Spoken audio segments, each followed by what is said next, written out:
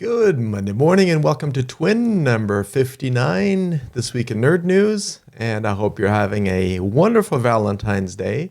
I also hope you enjoyed the Crypto Bowl, the Super Bowl.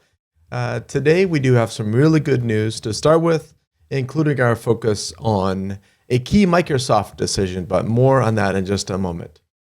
When we analyze an initial method of attack in a typical incident response project, it is amazing how often the Microsoft Office document had been emailed to an intended victim, asking the victim to enable macros.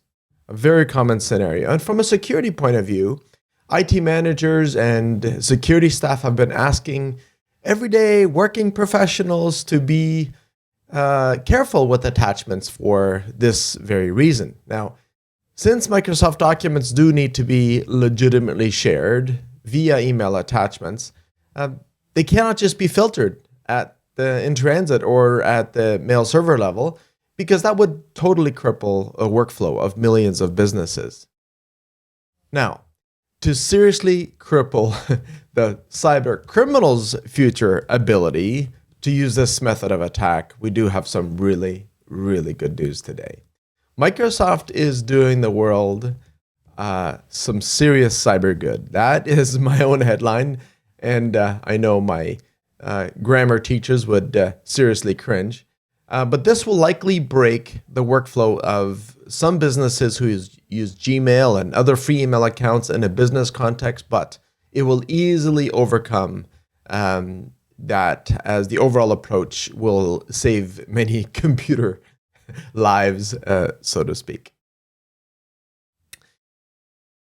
Unfortunately, the rest of this is bad news here today, but 14 out of 15 US cabinet departments have purchased tools like Celebrate that unlock and decrypt contents of phones. Now, this should concern us all, especially in the absence of transparency and how that tool is being used.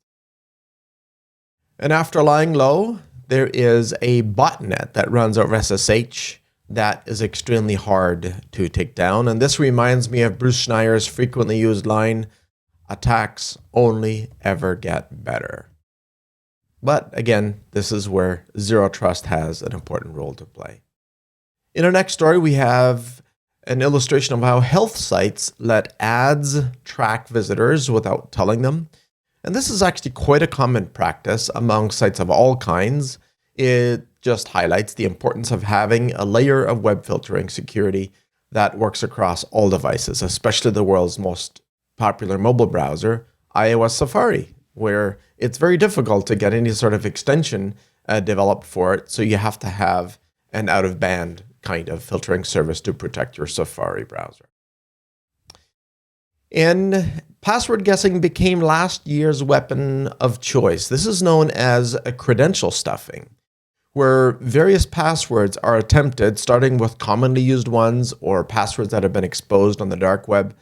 So now would be a really good time to check your own email accounts at haveibeenpwned.com to see what information of yours is available online, and then build your security posture accordingly. And did you know, there's actually one more piece of good news I can share. Previous ransomware victims can now get free recovery keys, especially if you were infected with Maze, Egregor, Sekhmet. I'm not even sure how you pronounce some of these ransomware strains. But if you never paid up and you want to still get that content and servers and computers decrypted, these keys will allow you to recover without paying the ransom. Enjoy and see you next week.